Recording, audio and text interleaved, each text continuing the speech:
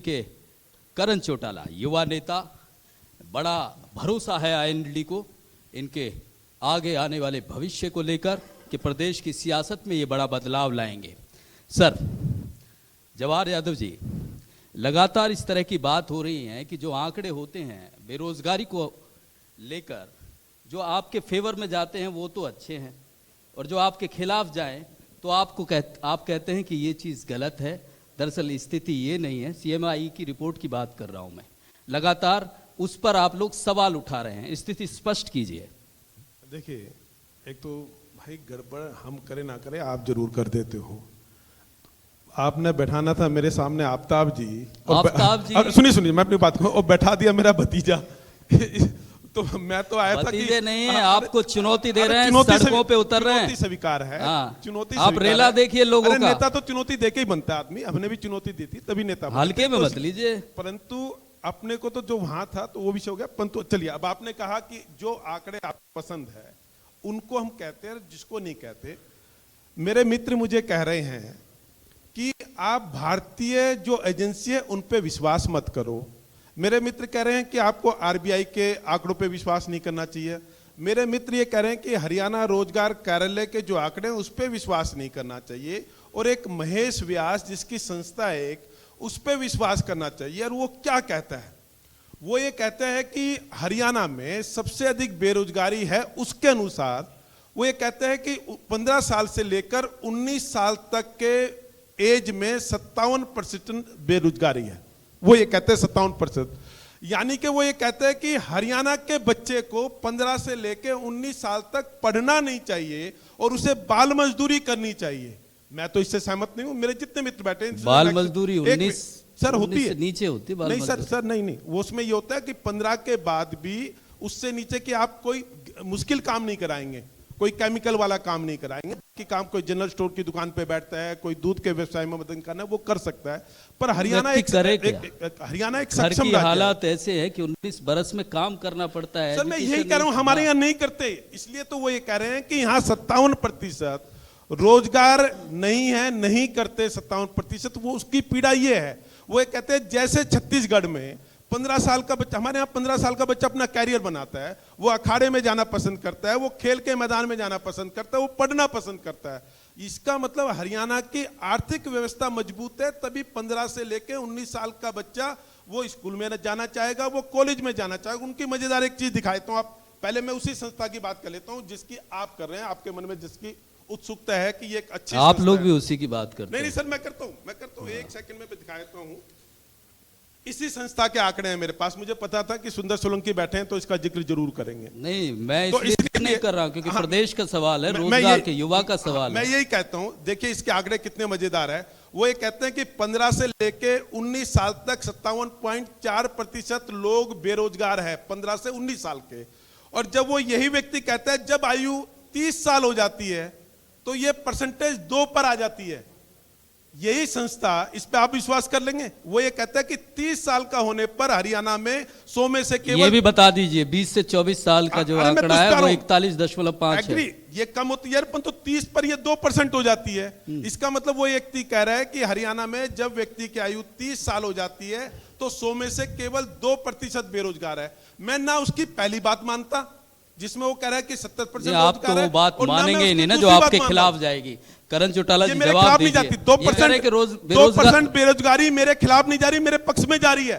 परंतु जो फर्जी संस्था है वो फर्जी संस्था है, चाहे मेरे लिए वो अच्छा बोले। और एक सेकंड करण भाई बोलेंगे इससे, उस जो संस्था है उसका महेश व्यास कौन है?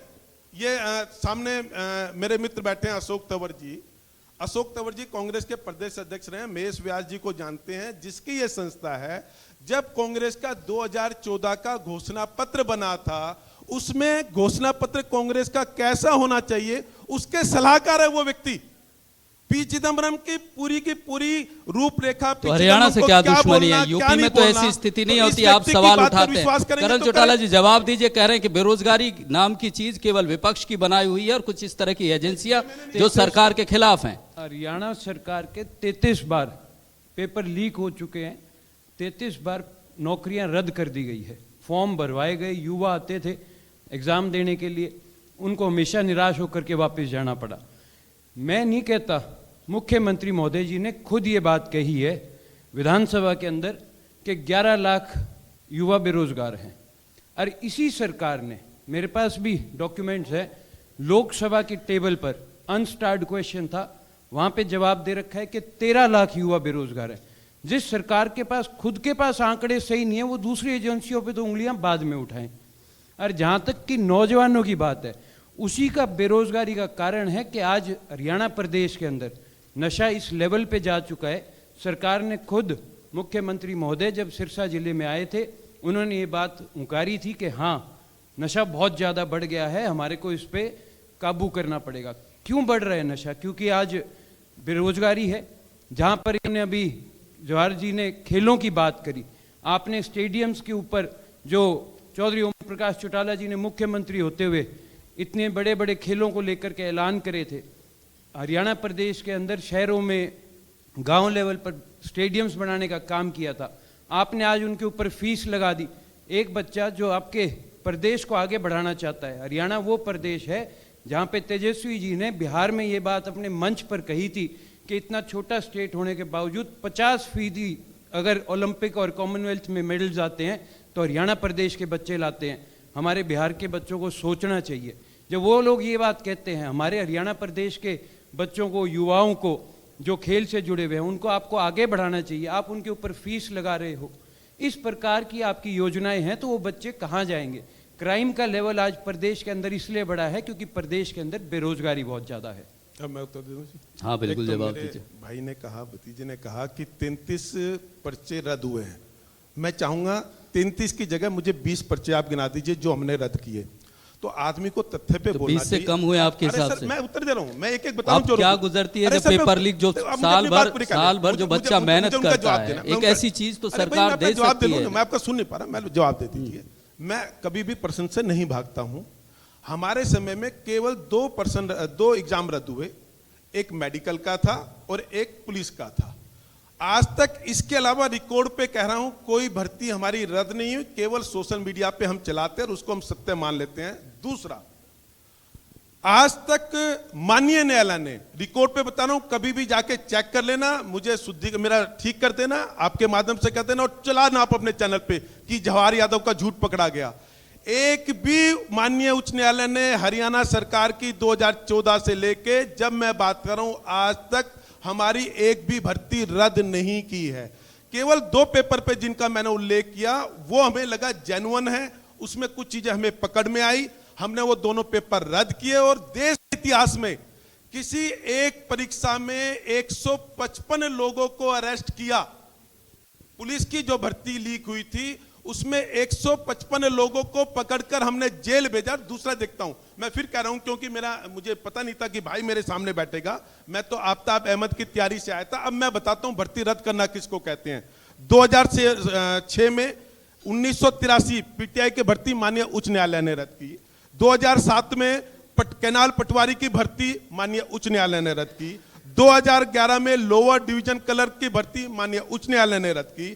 2013 में कंप्यूटर ऑपरेटर और प्रोग्रामर की भर्ती माननीय उच्च न्यायालय, रिकॉर्ड पे आप बोलिएगा, आज की बात मैं रिकॉर्ड पे बोलता हूं 13 भर्ती है हुड्डा साहब की जिसको माननीय उच्च न्यायालय ने रद्द किया है। करण भाई, ये सरकार कह रही है कि इन्होंने इतना अच्छा काम किया है भर्ती को लेकर, अच्छे कामों की तो सराहना कर दिया करो आप लोग। 33 भर्ती है तो 33 नहीं 20 के नाम तो गिना दीजिए। मैं आपको गिना रहा हूं, इनकी भर्ती नहीं है ये, मैं नहीं कह रहा कि चौटाला साहब की भर्ती है। जो कांग्रेस के समय की रिकॉर्ड पे लेके आऊं, मुझे पता होता कि भाई आएगा तो मैं उनकी भी बताता, परंतु इनकी भर्ती कैसी रही मैं उस विषय को लेना नहीं चाहता। 2 इनके समय के नेता, हमारे हरियाणा के इतिहास में आज तक केवल 2 नेताओं को सजा मिली है। चलिए, दोनों के दोनों इनकी पार्टी के नेता रहे और किस लिए जेल गए और 10-10 साल की सजा काट के आए क्योंकि उन्होंने भर्ती में घोटाला किया था। मैं नहीं कह रहा, मैं दोनों का सम्मान करता हूं। इस बात का उच्च न्यायालय ने उनको जवाब ले लेते हैं, उच्च न्यायालय जवाब ले लेते हैं, जवाब क्या होगा? उच्च न्यायालय ने सजा काटी है दोनों ने 10-10 साल जवाब दे देता हूं, जवाब ले लेते हैं। ये जितने भी आंकड़े अगर उसके अंदर घोटाले थे तो आप मुझे वो घोटाला बता दीजिए। सीबीआई ने दोनों नेताओं को क्लीन चिट दी थी कि 1 भी रुपए का लेन देन नहीं हुआ इस भर्ती के अंदर। इससे बड़ी क्लीन चिट आज तक सीबीआई ने किसी और को नहीं दी होगी जो आप कह रहे हैं। और जहां तक 10 साल की सजा की बात है, राजनीतिक षड्यंत्र था पहले कांग्रेस रचती थी, आजकल बीजेपी वालों ने भी यही काम शुरू कर रखा है। मेरे को ज़्यादा लंबा चौड़ा कहने की जरूरत नहीं। और अगर हमारी भर्तियां गलत थी तो फिर उन बच्चों के प्रमोशन नहीं होते। वो बच्चे आज भी नौकरियां कर रहे हैं, वो आज भी अपनी अपनी जॉब्स कर रहे हैं। अगर वो गलत भर्तियां थी तो फिर वो न्यायालय ने रद्द क्यों नहीं करी? इस बात का जवाब है इनके पास? मैं उत्तर देता जवाब दे दीजिए। मैं उत्तर देता हूँ। देखिए, मेरे मित्र ने ये कहा, ये मुझसे जवाब मांग रहे हैं, सर आपने कन्वेंस तो सजा मैंने तो नहीं दी।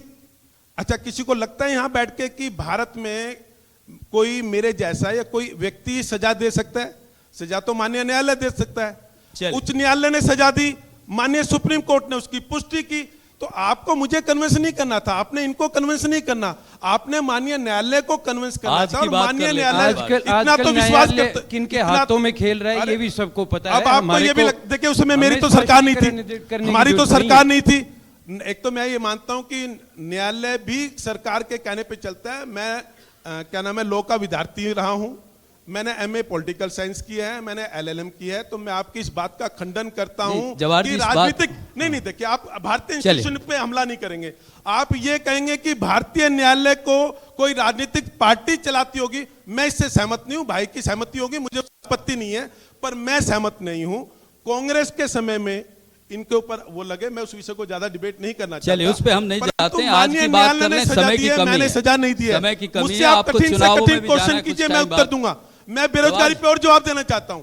आरबीआई पे विश्वास करेंगे, आरबीआई पे मेरे भाई भी विश्वास करेंगे, यहाँ दर्शक भी विश्वास करेंगे, जो श्रोता सुन रहे हैं वो भी विश्वास करेंगे। आरबीआई ने कहा कि 2004 के मुकाबले अब बेरोजगारी कम हुए हैं। हमारा जो हरियाणा का रोजगार कार्यालय है उसके आंकड़े हैं, वो कहीं मैं एक एक पढ़ देता हूं। उसने कहा कि 2004 के मुकाबले अब आंकड़े कम हुए हैं। आंकड़े आपके कम हो रहे हैं, बेरोजगारी के आंकड़े कम हो रहे हैं, यानी कि रोजगार ज्यादा मिल रहा है और बेरोजगारी बढ़ रही है। इससे सुनने वाला व्यक्ति कैसे कन्विंस होगा? मुझे तो समझ से परे है। ये वही सरकार है जो कहती थी कि हम प्राइवेट कंपनियों में 75% युवाओं को जॉब देंगे, और कहां इनके खिलाफ फैसला आया, कहां उन कंपनियों ने मना कर दिया? ये रोजगार देने की जवाब दे दीजिए। 4 साल आप गुजार गए, जवाब देता हूं, ये वादा, ये आप जवाब देता हूं। चलो, पेपर नहीं है, मुझे वैसे फिगर याद है उसकी। ये कहते हैं कि प्राइवेट सेक्टर में काम किया। मैं तो रिकॉर्ड पे बताऊंगा और वो बताऊंगा जिसका उत्तर विधानसभा में दिया गया है। मैं गलत बोल सकता हूं, विधानसभा का रिकॉर्ड पे उत्तर जाके कोई भी चेक कर सकता है। वो तो मुख्यमंत्री महोदय का आ गया ना, विधानसभा में 11 लाख, लोकसभा में 13 लाख। अरे सुन तो लीजिए सर, लोकसभा में मैं उत्तर नहीं देता जी, लोकसभा में मेरे यहाँ से उत्तर नहीं जाता। मैं हरियाणा सरकार की बात कर रहा हूँ। हरियाणा सरकार हरियाणा सरकार का तो उत्तर दिया गया। अनस्टार्ड क्वेश्चन था, उन्होंने वहां पे मंत्री महोदय ने स्टेट से ही आंसर मांगा होगा, और वो आंसर वहां पर भी स्टेट गवर्नमेंट से ही गया है, किसी प्राइवेट कंपनी से नहीं गया। चलिए, आपके हिसाब से कितने बेरोजगार हैं जवाहर जी? अब ताजा आंकड़ा तो होगा ही आपके पास, ताजा आंकड़ा वो बता दीजिए, हमारे दर्शकों को पूरा प्रदेश सुन रहा है। हमारे यहाँ परिवार पहचान पत्र भी बने हैं, पूरे देश में पहली बार परिवार पहचान पत्र बने हैं। सबसे बड़ा घोटाला है परिवार पहचान। इनको पता है, बोलेंगे तो फंसेंगे। परेशानी है ना, लोगों को बहुत परेशानी है, आपके परेशान। सुनिए, मैं उत्तर दे रहा हूं। आपने उत्तर क्या किया? आपने पूछा आंकड़ा पूछ ले, पहले आंकड़ा पूछ लो, फिर पीपी पर आ जाएंगे। इन्होंने ये कहा कि भाई आपको ऑथेंटिक आंकड़ा कौन सा मानेंगे? मैं ये मानता हूं कि सबसे ईमानदारी से, मैं मानता हूं हरियाणा का व्यक्ति ईमानदार होता है, अपना जवाब वो ईमानदारी से देता है। ईमानदारी के आधार पर जो परिवार पहचान पत्र में है उसमें 15 साल से लेकर 60 साल तक का अगर आंकड़ा हम जोड़ते हैं वो आता है 10 लाख से ऊपर का। परंतु जब उसको हम कर देते हैं 18 साल, तो उसमें से 2,80,000 लोग और कम हो जाते हैं, फिर ये आंकड़ा हो जाता है लगभग 8 लाख के आसपास का। ये कोई नहीं कह रहा, ये घर का व्यक्ति जिसके यहां परिवार पहचान पत्र बना है वो बताते हैं कि मैं बेरोजगार हूं। तो मुझे लगता है कि इससे ज्यादा ऑथेंटिक सत्य आंकड़ा कोई नहीं हो सकता। परिवार पहचान पत्र में तो सर ऐसी भी बातें आती हैं कि जो 5 साल का बच्चा है वो भी कई लाख रुपए कमा रहा है, इस तरह की भी आंकड़े आ रहे हैं। ऐसा देखिए, मैं एक फिर कह रहा हूं, जब आप कोई क्रांतिकारी कदम उठाते हैं उसमें कहीं ना कहीं त्रुटि आती है, उसको ठीक किया होगा। और ऐसी अगर गलती वो की एक त्रुटि नहीं है, ऐसी बहुत सारी त्रुटि। हाँ, मैं कह रहा हूं, मुझे उसमें मानने में कोई दिक्कत नहीं, मैं मानने में कोई दिक्कत नहीं। परंतु ये जिसको आप बड़ा बता रहे हैं, ये रेशो 1 से 1.5% का है, जिसको आप एरर कह रहे हैं। और जब आप आंकड़ों का मूल्यांकन करते हैं, या तो विश्वविद्यालय के छात्र बैठे हैं या परिपक्व नेता बैठे हैं, चाहे वो किसी भी पार्टी का हो, जब आपका मतलब केवल आपका चैनल नहीं, जब चैनल पर आप ये लेते हैं चुनाव के समय जब व्यक्ति मत डालकर आता है या चुनाव से पहले का जब आप बोलते हैं, तो जब आप जैसे बुद्धिजीवी व्यक्ति बैठते हैं, जब वो आंकड़े वो दिखा अलग रहे चीज होते है। हैं, एक वो अलग सेकंड पे, एक चीज है सेकंड जवाहर पे, जी, वो अलग तब वो चीज ये है, बड़ी कहते हैं कि गंभीर सी बात है। 2% का एरर पक्ष में भी जा सकता है, खत्म भी हो सकता है। तो मानवीय भूल को हम सुधारेंगे। हमने इसके लिए आप काम बना सरकार किया हैं, कि आप हमारे किसी सरकार काम हैं, में ये कमी नहीं मानवीय भूल होती। कह के आप इस तरह से बच नहीं सकते हैं। क्या? करण जी, आप- जी, ये जी। जवाहर जी कह रहे हैं कि इतने सारे अच्छे काम हुए हैं, कम से कम जो अच्छे काम हैं उनकी तो तारीफ हो जानी चाहिए, उसमें क्या दिक्कत है? कोई अच्छे काम गिनाइए तो सही। अभी मैं गिना तो अभी- रहे हैं। अभी मैं गिना- थोड़ी गिना देर तो रहे हैं, पहले- मैं एक बिल्कुल इन्हीं का मिनट- एक मिनट इन्हीं का लूंगा। गिनाता हूं, जिसका श्रेय इनको देता हूं। एक आपको श्रेय मिनट। दे, आपको श्रेय देता हूं, आपका श्रेय देता हूं। इनकी पार्टी के दिग्गज नेता, जिसका पूरा हरियाणा भी सम्मान करता है और देश भी सम्मान करता है। व्यक्तिगत रूप से मैं कुछ मुद्दों पे करता हूं, कुछ पे नहीं करता हूं, पर मेरी पार्टी 100% करती है। चौधरी देवीलाल जी, चौधरी देवीलाल जी ने पेंशन शुरू की थी 100 रुपए की। मैं तो कह रहा हूं इनकी पार्टी के नेता थे और उस समय हम इनके साथ सहभागी होते थे। 1987 की बात है, हम इनके साथ मिलकर चुनाव लड़े थे और हम इनके साथ सरकार में थे। मैं श्रेय दे रहा हूं चौधरी देवीलाल जी को, उन्होंने 100 रुपए किए। उसके बाद इनकी सरकार भी आई बीच में, जिसको चौटाला सरकार कहते हैं। हुड्डा साहब की भी सरकार आई, बंसीलाल की भी सरकार आई। 2004 तक उसमें 1987 से सफर देखिए और 2004 तक का उसमें केवल 900 रुपए की बढ़ोतरी हुई। हमने 8 साल में, वो शायद 27 साल होंगे, उसमें केवल 900 रुपए की बढ़ोतरी की और हमने 8 साल में 1750 रुपए की बढ़ोतरी की। तो इसकी तारीफ नहीं करेंगे मित्र, और नहीं परिवार करेंगे, नहीं जवाब करेंगे। परिवार पहचान पत्र के मेरे नाम मित्र पर नहीं काटी करेंगे। कितनों की अच्छा, है, इसकी ये तो भी तारीफ जवाब कर दो दे भाई। दीजिए। अच्छा, ये अच्छा किया नहीं किया बता दो। जो काटी आपने अच्छा चलिए, किया। धन्यवाद धन्यवाद। जो आपने काटी है ये अच्छा अच्छा, किया। क्या क्या काटी? बुजुर्गों की हाँ, पेंशन। अब इसका भी उत्तर देता हूं, उसका भी उत्तर देता हूं। मेरे अनुज कह रहे हैं कि आपने बेरोजगारों की पेंशन क्यों काटी। यहां बच्चे बैठे हैं। राजीव गांधी जी की स्टेटमेंट बताता हूं, एज ए प्रधानमंत्री होते हुए उन्होंने ये कहा कि जब दिल्ली जो 1 रुपया भेजती है उसमें से 85 पैसे भ्रष्टाचार की भेंट चढ़ जाते हैं और 15 पैसे लोगों तक पहुंचते हैं। हमने पेंशन काटी, रिकॉर्ड पे बता रहा हूं, काटी, बिल्कुल नहीं मुकर रहा। किसकी काटी? जो इनकम टैक्स भरता है उसको क्या गरीबों का पैसा लूटना चाहिए? उसका नाम उसमें से कटना चाहिए, नहीं कटना चाहिए?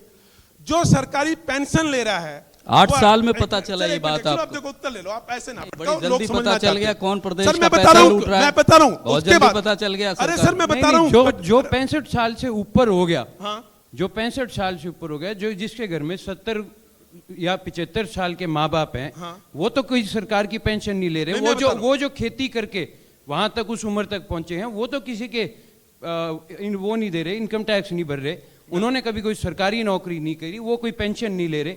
आज आप लोगों ने उन बुजुर्गों की पेंशन काट दी। आपके माध्यम से कहना इन्होंने चाहता हूं, बिल्कुल ठीक कहा, आपके माध्यम से ये बात कहना चाहता हूं, चौधरी ओम प्रकाश चौटाला जी का फैसला है, इंडियन नेशनल लोकदल की सरकार बनते ही 7500 तो पेंशन भी करेंगे और जिनकी कटी है उसको दोबारा बहाल करेंगे और ब्याज समेत उनके घर तक पहुंचाने का काम करेंगे। चलिए देखिए, मैं फिर कहता हूं, अच्छे सौपन के लिए मेरी भी आपको शुभकामनाएं। मुझे बिल्कुल आपत्ति नहीं, आपकी सरकार है, आप कीजिए, मेरी शुभकामनाएं आपके साथ है।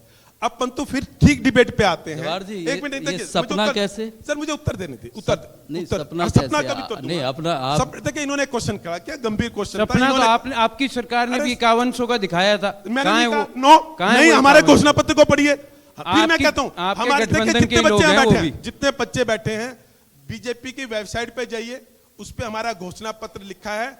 5100 रुपए हमने नहीं कहा, उसमें यह लिखा है महंगाई दर के हिसाब से हम पेंशन बढ़ाएंगे। आप अपने शब्द मेरे मुंह में नहीं डालिए, मेरा निवेदन है। मेरे तो मैं थे उसको नहीं उत्तर दे रहा हूं। 5100 वाले कभी। सर मैंने नहीं कहा, मैं आपको ये कहिए, मैं इस खुले मन से माफी मांगूंगा अगर भारतीय जनता पार्टी ने कहा हो तो। मैं खुले मन से माफी मांगूंगा, मैंने- आपसे मांगूंगा। मैंने कहा आपके ही गठबंधन अरे सर, के लोग। आपकी एज में और मैंने मेरे अभी बेटे की आप- एज लगभग बराबर सारे है, मैं यहाँ आपसे बैठे। माफी मांगूंगा। मेरी जिम्मेवारी भारतीय जनता पार्टी है। मैं यहाँ भारतीय जनता पार्टी और माननीय मुख्यमंत्री के प्रतिनिधित्व के रूप में आया हूं। फिलहाल आपकी मेरे जिम्मेवारी- सहयोगी, एक मिनट, मेरे एक मिनट। सहयोगी दुष्यंत चौटाला जी अभी पहले सेशन सवाल में तो थे, सुनिए। ये क्वेश्चन उनसे जवाहर होना जी चाहिए पूरा था। सवाल सुन लीजिए। सवाल है, हाँ। आपकी जिम्मेवारी सिर्फ भारतीय जनता पार्टी या कोई एक व्यक्ति विशेष या सिर्फ आपका हल्का नहीं हो सकता। सरकार में आने के बाद पूरा प्रदेश आपकी जिम्मेवारी बनता है। उत्तर दे दूं? ये कह रहे हैं कि आपकी जिम्मेवारी, बिल्कुल मेरी जिम्मेवारी है। इसलिए वो जमाने लद गए जब कहते थे कि रोहतक की सरकार है, ये सिरसा की सरकार है या ये भिवानी की सरकार है। अब लोग कहते हैं ये पूरे हरियाणा की सरकार है। ये भेदभाव हमने बंद किया कि जिस जिले का मुख्यमंत्री होगा वहीं के, हम पूरे हरियाणा को देखते हैं। अब इन्होंने एक क्वेश्चन कहा था, मैं उसका उत्तर देता हूं। इन्होंने कहा था जो 60 साल से लेके 75 साल के हैं, उनकी पेंशन कैसे कट गई? बिल्कुल वाजिब प्रश्न है इनका। फिर मैं कह रहा हूं इसमें कुछ त्रुटियां हमसे हुई। जिन बच्चों ने एंट्री करनी थी, मैं आपके कठिन प्रश्न से नहीं भाग रहा, उसका भी उत्तर दे रहा हूं। उसमें कुछ पेंशन की जेन्युइनली शिकायत आई कि वो एक एरर हुआ, जिसको मैंने कहा वो 1.5% का एरर था। उसमें जिसकी हुई उनके हमने आपत्ति आई, जिसकी आपत्ति आई उन सबकी ठीक हो गई। परंतु जो इनकम टैक्स भरता था, जो रिटायर्ड कर्मचारी था, वो 80 साल का भी था, उसको पेंशन आनी थी, हमने उसको नहीं दी। जिसके पास 5 एकड़ से, उसके नियम है कुछ मिलने के, जिसके पास 5 एकड़ से ऊपर की जमीन थी उसका नाम हमने उसमें से काटा। इसके अलावा एक आय है, जिसकी आय पहले 2 लाख इसका नियम होता था, अब हमने उसको 3 लाख कर दिया। जिसके 3 लाख से ऊपर था उसका बीपीएल से नाम कटा था, वो कट गया। परंतु जिसका 2 और 3 के बीच में था वो नाम हमने वापस ऐड किया। आज ये देखिए, मैं नहीं कह रहा, आपको भी आगे की भविष्य की बहुत लंबी राजनीति करनी है और हमसे ज्यादा करनी है, क्योंकि एज का एक गैप है। हमने जो किया वो ईमानदारी से किया कि आज जो पैसा जाता है किसान के अकाउंट में जाता है। किसानों के लेकर भी लोग हम पे आरोप लगाते हैं। लगभग 3,998 करोड़ रुपए, यानी कि 4,000 में 2 करोड़ रुपए कम, जो प्रधानमंत्री योजना के तहत 6,000 रुपए देते हैं, वो हमने हरियाणा के किसानों को 4,000 करोड़ रुपए दिया। किसानों ने नहीं मांगा था वो। इसके अलावा उस समय मेरे मित्र नहीं थे, परंतु अपने ये पलवल से विधायक रहे हैं करण दलाल, 1 मिनट, करण दलाल बड़ा उछल के कहते थे विधानसभा में कि ये पार्टी, ये सरकार बीमा कंपनियों की एजेंट बन गई। हमने लगभग 5,000 करोड़ रुपए किसानों के अकाउंट में गया है। उसकी एग्जैक्ट तो एक्यूरेट फिगर बता दूंगा, शायद मेरे से ऊपर नीचे हो रही होगी तो। उसमें से केवल किसानों से हमने 900 कुछ करोड़ रुपए लिया प्रीमियम के नाम का, और 5,000 करोड़ रुपए किसानों के अकाउंट में दिया। तो उसमें प्रीमियम कंपनियां, यानी कि बीमा कंपनियां अभी तक बर्बाद हुई और किसान मजबूत हुआ। अभी तक पिछले आप हमें मुआवजे रिकॉर्ड नहीं पे एक दिए चीज गए बता दीजिए, कोई भी विपक्ष रिकॉर्ड पे हमें आप- एक चीज बताएं, सिरसा चाहे में बेरोजगारी जाइए, के आप मामले हिसार में, में जाइए, किसान के आपको वहाँ मामले बैठे हुए में, किसान महंगाई मिल के जाएंगे। मामले में एक प्रश्न करण जी जवाब दीजिए। अभी आपको, आप कह रहे हैं कि आपको तथित बात दूं, तो कोई बात नहीं। परसों जो कल बारिश हुई है, परसों बारिश हुई है, कल मैं अपने सिरसा में उन गांवों में जाके आया था। वहाँ पे जो किसानों का नुकसान हुआ, उसके बाद मेरी उनसे मुलाकात हुई। कई गांव बाकी है, उनमें आज वापस जाकर के, कल जाकर के आऊँगा। परसों आपके डीसी साहब से मिलूंगा।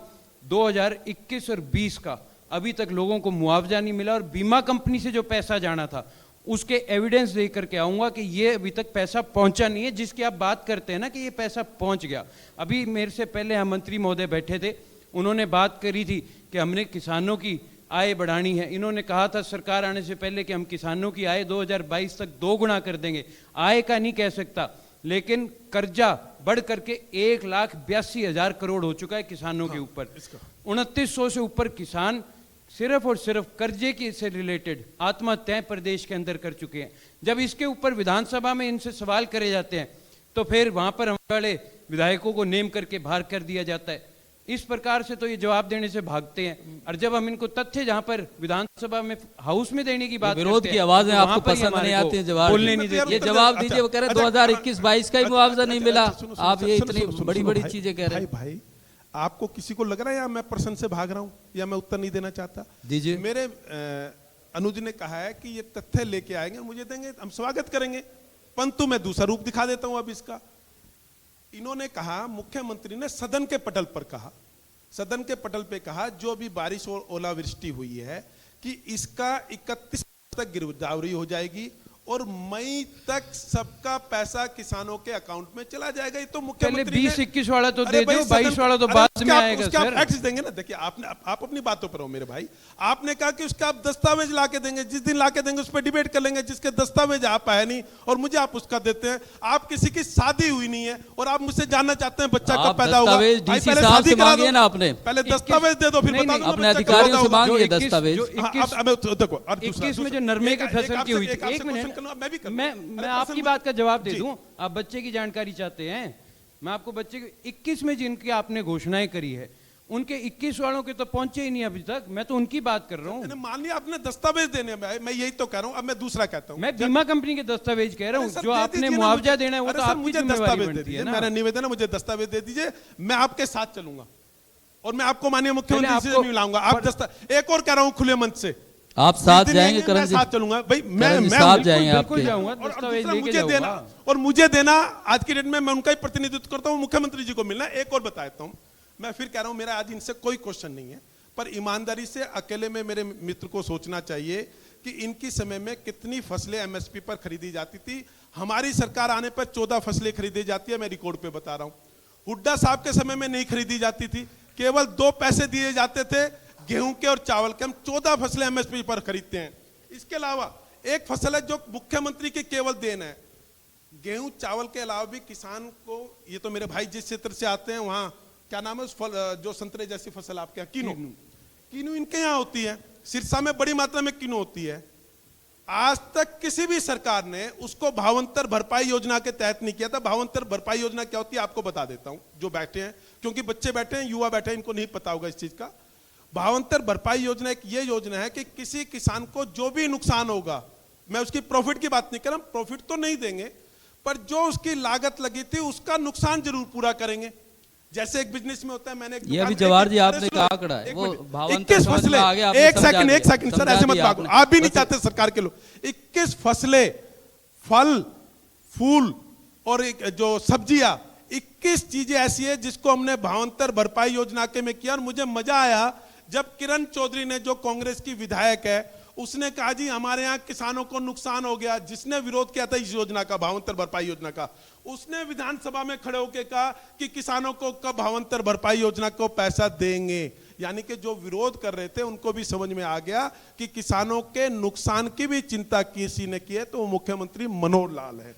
आप देखें ना, आप इसके अभी अलावा जो- एक और कह देता जवाहर हूं। जी, एक बात सुन लीजिए। जी जी बस जी, मेरी। बताइए बताइए। आप कह रहे हैं कि 10,000 से लेके 15,000 एकड़ का मुआवजा देंगे आप। नहीं, मैंने नहीं कहा। सरकार कह रही है, अभी कृषि मंत्री बता के हाँ, गए हैं। तो मेरे नाम तो मत करो नहीं, ना, मुझे सरकारी जिस हो चीज का गई ना, पता नहीं मैं कैसे सरकार। कह दूं। नहीं, ये भी पता करिए ना कि ये 15,000 में क्या ये नुकसान की भरपाई हो जाती है पूरे साल के किसान की मेहनत की, एक एकड़ की? देखिए, नहीं, अब ये कहाँ से लाते हैं आप, किस तरह से जुटाते हैं, किस तरह से तय करते अब मैं हैं? समझाता हूँ। बड़ी जितनी 2000 महंगी हाँ, सुनिए, खेती हुई सुनिए, पड़ी सुनिए है। सर। हाँ, स्वामीनाथन बहुत बड़े हरित क्रांति के जनक रहे हैं। उन्होंने एक रिपोर्ट बनाई, उस रिपोर्ट के आधार पर उन्होंने कुछ सुझाव दिए और उसी को लागू करने के लिए जब यूपीए की सरकार थी, यूपीए 1 यानी कि 2006 में भी यहाँ के मुख्यमंत्री भूपेंद्र सिंह हुड्डा होते थे। 5 या 7 मुख्यमंत्रियों की कमेटी बनी जिसने कहा कि स्वामीनाथन की रिपोर्ट को लागू किया जाएगा। चौधरी भूपेंद्र सिंह हुड्डा उसके चेयरमैन थे। किसी को ध्यान नहीं होगा तो सामने मेरे बड़े भाई अशोक तंवर जी बैठे हैं, वो उसकी पुष्टि कर देंगे। उन्होंने कहा, उन्होंने उस कमेटी की रिपोर्ट दी 2010 में।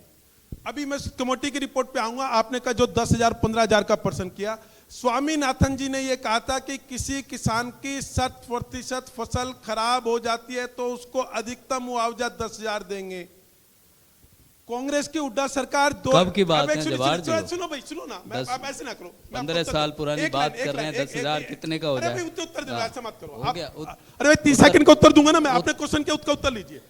उन्होंने भूपेंद्र सिंह हुड्डा जी 6 देते रहे, वो स्वामीनाथन ने 10 कहा, हमने उसको 15,000 दिया। यानी कि जो क्रांतिकारी जनक थे हरित क्रांति के, उन्होंने करण जी, 10 से ऊपर नहीं देना। सरकार तो 15 दे किसानों रहे पे हो, इतना हमसे बड़ा पूछ रहे हैं, एहसान 15 कर रही क्यों है। दे रहे? हाँ, उन्होंने 10 का, हुड्डा जी 6,000 रुपए देते रहे और ये कह रहे यार आप 15 क्यों देते हो? तो हम अगर स्वामीनाथन जी की माने तो 10 देने पड़ेंगे। अब आप क्या चाहते हो, स्वामीनाथन की माने या मुख्यमंत्री की? करण जी, जब चौटाला जी कुछ रिपोर्ट कह रहे हैं। बनी थी उस टाइम महंगाई अलग थी, उस टाइम चीज़ों के दाम अलग थे। आज जब मैं सिरसा से कल आया, उन गांवों में जाकर के आया, 100% फसलें वहाँ की खराब है। अब आप मान करके चलिए, जो फसल खराब है वो तो उनका लग गया ही लग गया। उस फसल को संभालने में 10 से 15,000 रुपये लग जाएंगे। उसको खाली करेंगे, उसकी बाई करेंगे, वो वहाँ से निकालेंगे। अभी तो वो कणक सड़ेगी, उसमें बदबू पैदा होगी, पता नहीं कितनी बीमारियाँ लगेगी वहाँ पर। उस चीज़ को निकालने का खर्चा है 10 से 15,000। आज सरकार का फर्ज बनता है, जिनकी 100% गिरदावरी करा करके, स्पेशल गिरदावरी करके 100% फसलें खराब है, उनको कम से कम 50,000 रुपए मुआवजा देना चाहिए। मुख्यमंत्री जी सदन के पटल पे उसका उत्तर दे चुके हैं। मुख्यमंत्री जी सदन के पटल पे उत्तर है, ये तो अब है लोक लुभावी नारे। मैं आपको एक फैक्ट और बताता हूँ। मेरे मित्र ने कहा कि हरियाणा के क्या है, मैं इनके नहीं, इन्होंने ये बताया कि 15,000 एक बात काटना चाहूंगा। 15,000 ना काफी है। सुंदर जी, स्थिति आप थोड़ा सा सर आपके सुंदर जी, हमारे कहने से नहीं, एक मिनट, इनकी एक बात का जवाब ना दूंगा। कभी अपनी सैलरी से, देखिए जो आदमी होता है ना, वो अपनी सैलरी से संतुष्ट है क्या? परंतु क्या जॉब छोड़ के चले गए क्या? नहीं, ये अलग चीज है। तो ये किसानों ऐसे ना की बात करो। पर आप इस तरह अरे के मेरी एक इस बात तरह का की जवाब- बात है, हाँ, वो मैं अलग एक बात- चीज एक है। बात कहना चाहता हूं। अन्नदाता की मेहनत का सवाल है। क्वेश्चन कर रहे हैं, मुझे उसका उत्तर देना है। नहीं, मैं आपकी बात का ही उत्तर दे रहा हूँ, क्वेश्चन नहीं कर अच्छा, रहा। क्वेश्चन बात नहीं कर कर रहे रहे, हैं उत्तर लोक लुभावी नारे का। हाँ। ये काम आप लोग करते हो इनके। जैसे- एक जैसे? मिनट, ना चौधरी ओम प्रकाश चौटाला जी ने किया, ना जननायक चौधरी अरे देवीलाल हमने जी ने क्या किया, वो बताओ ना भाई। ना अभय सिंह जी ने अरे किया, ना हमने मैं क्या कह किया रहा वो बताओ ना, जो हम करते हैं वो बताओ। आपके तो मैं कहने की जरूरत ही नहीं। 8 साल से आपके लोक लुभावी सुनते आ रहे हैं हम अच्छा, तो, और देखो, उसके इन्होंने सिवाय कहा- सुना क्या इन्होंने है? कहा, चलिए, हमने जो बातें आज तक कही हैं वो पूरी करी है। अब मैं इसका उत्तर दे दूं जी। इन्होंने ये कहा कि हम लोग लुभावन नारे देते हैं, और ये मुझसे वो पूछना चाहते, पर इन्होंने नहीं पूछा। मैं फिर कोड पे आता हूँ। मैं एक जवाहर जी, अच्छा, आप छोटी सी क्यों नहीं बात। चाहते मैं उत्तर दूं? नहीं, बिल्कुल दीजिए। मैं मेरा छोटी इनसे सी बात- कोई नहीं है, मैं तो कांग्रेस नहीं, के नहीं, उत्तर दे रहा हूँ भाई, एक- इनको एक- नहीं दे रहा। एक छोटी आपका सी- इनसे प्यार होगा, एक- समझ में आता है, मुझे भी प्यार है, पर मुझे कांग्रेस का तो उत्तर दे लेने दो, जिसके लिए मुझे नहीं, आपने हम बुलाया सबसे था। प्यार करते हैं, ऐसी बात नहीं है जवाहर जी। देखिए ये पैसा जो- बजट कैसे बढ़ता नहीं, है। ये बात सरकार के संज्ञान में आ गई कि 15,000 में वो जो फसल खराब हुई है, वहां से उठाने में ही उसकी दिक्कत इतनी बढ़ जाएंगी। ये आप लोगों के अब संज्ञान में आ गई इस विषय? आपको क्वेश्चन हो गया? क्वेश्चन नहीं, मतलब आपके संज्ञान में आ गई कि आप इस पे कुछ गौर करेंगे कि 15,000 नाकाफी रहेंगे आपका किसानों प्रश्न हो के लिए? गया? जी, हो गया। आपका प्रश्न हो गया। हम्म।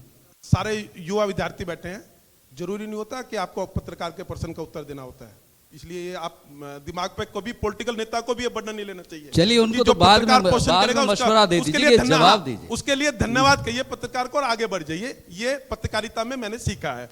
अब मैं जो कहना चाहता हूं, इन्होंने कहा था कि लोन कर्जा बढ़ा है, जो इन्होंने शुरू किया, मैं फिर इनको श्रेय देता हूं चौधरी देवीलाल जी को। इनके जब हुड्डा साहब की सरकार आई, उस समय हरियाणा में 21.82 हजार लोगों को पेंशन मिलती थी 1,000 रुपए के हिसाब से। हमने ये आंकड़ा बढ़ाया है। ये कहते हैं ना, कट गए नाम। हमारे समय में अब ये जो आंकड़ा हो गया वो 81 लाख 82 हजार, और हमारे में हो गया 30,78,000, और अब हम दे रहे हैं 2,750 रुपए। इसके कारण हमारे साल में कितने रुपए बढ़ गए? कहते हैं ना, पैसा कहां जाता है ये समझना चाहिए।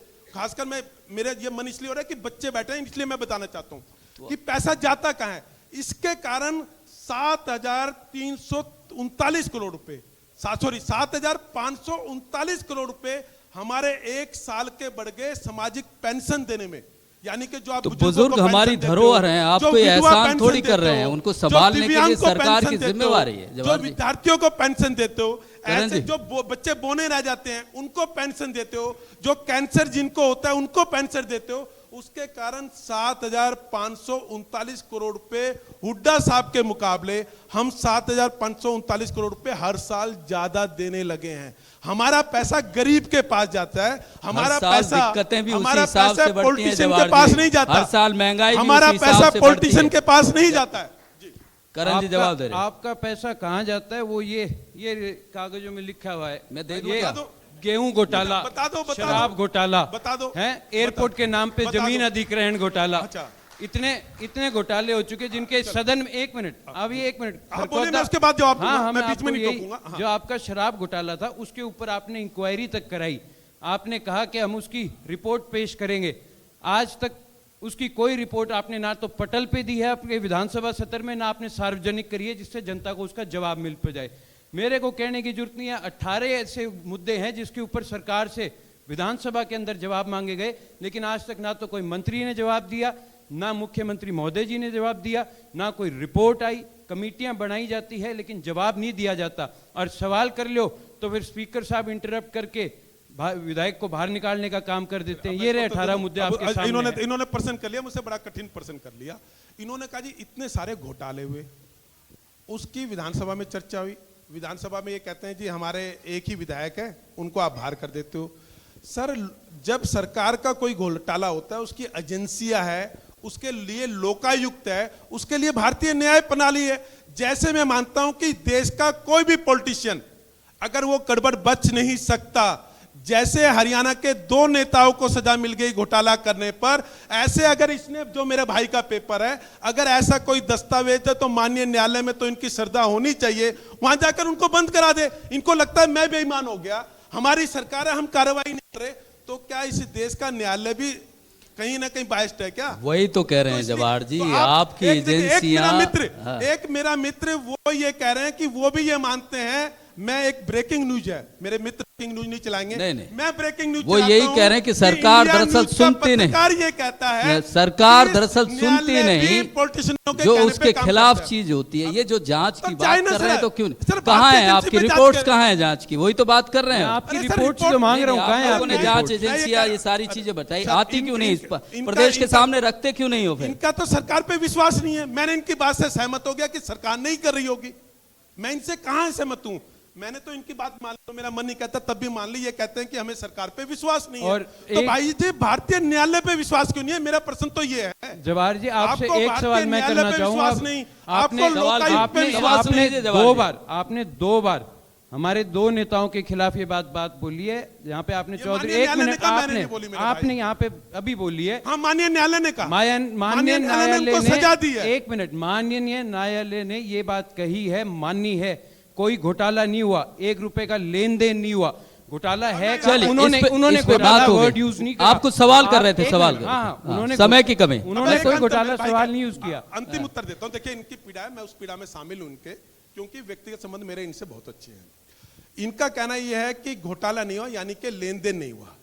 वो देखिए, युवा सुनेंगे एक बात, या यूनिवर्सिटी के बच्चे बैठे हैं, वो ये कहते हैं कि सुंदर सोलंकी के थे तो 99%, मैं था 33% वाला, इसको बाहर कर देना और 33% वाले को नौकरी देना, पैसे नहीं ली दिए, परंतु युवाओं की प्रतिभा को मारा गया। ये इनको घोटाला नहीं लगता, तो तभी युवा आपसे बाहर कर रहा है, फिर आपको तभी उसी युवा बात का आपको जवाब- बाहर कर रहा है जवाहर लगातार। जी, एक जी सवाल- आपको उसी बात का जवाब देता हूं। अगर उस 33% वाले को हमने नौकरी दी तो उस 33% वाले को निकाला नहीं, क्यों आपने नहीं? प्रमोशन सर, भी ये तो न्यायालय किया। करेगा ना, हाँ, तो न्यायालय ने सजा दे दी जिसको देनी थी। तो फिर विश्वास न्यायालय ने कैसे ये रखें? कहा, न्यायालय ने ये कहा कि जो अगुवा है, जो लीडर है, उसको मार दो, व्यक्ति को छोड़ दो। और दूसरा, उसके बाद भी वो केस अभी खत्म नहीं हुआ। एक और जानकारी देता हूं, मुझे याद आ गया, उन कर्मचारियों का केस भी अभी चल रहा है कि वो हटाए जाएंगे नहीं हटाए जाएंगे। इस पे अंतिम निर्णय माननीय न्यायालय ने नहीं किया, ये भी आपको रिकॉर्ड पे बता उनके देता हूं। प्रमोशन जवाहर जी, आप लोग तो कहते प्रमोशन हैं। न्यायालय नहीं करे अरे हैं। सर, नहीं, आप लोगों ने उन किया। पे अच्छा, जवाहर जी, एक लाइन, एक आप सवाल, पत्रकार, एक समय लाइन, की कमी, हाँ, एक बताइए, आखिरी सवाल। बताइए।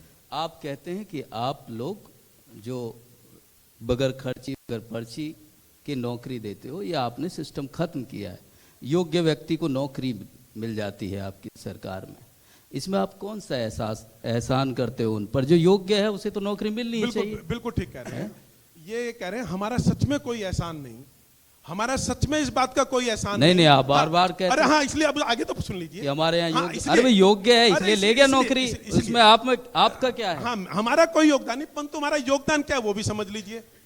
अब गांव का, गरीब का, मजदूर का, खेत में काम करने वाले का, कोई सरकारी कर्मचारी का, जो बेचारे लो प्रोफाइल लोग हैं, आज वो ये कहते हैं कि भाई साहब, मुख्यमंत्री जी ने कमाल कर दिया, अब मेरा बच्चा योग्य था वो लग गया। एहसान ये है कि मुख्यमंत्री ने इस पारदर्शी व्यवस्था लाके ये अवसर दिया।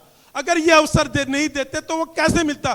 बाकी लोग अवसर नहीं देते थे, हमारा उनका केवल इतना ही अंतर है, हमने अवसर दे दिया कि केवल योग्य व्यक्ति लगेगा, दूसरे अवसर नहीं देते थे। चलिए, करण जी इसका जवाब देते पॉलिटिकल श्रेय अगर मैं लेना चाहता हूं तो कोई गुनाह समय तो की कर नहीं कमी है। रहा। आखिरी जवाब ले लेते हैं करण जी से। कह रहे हैं कि ये व्यवस्था ही बदल दी बीजेपी सरकार ने।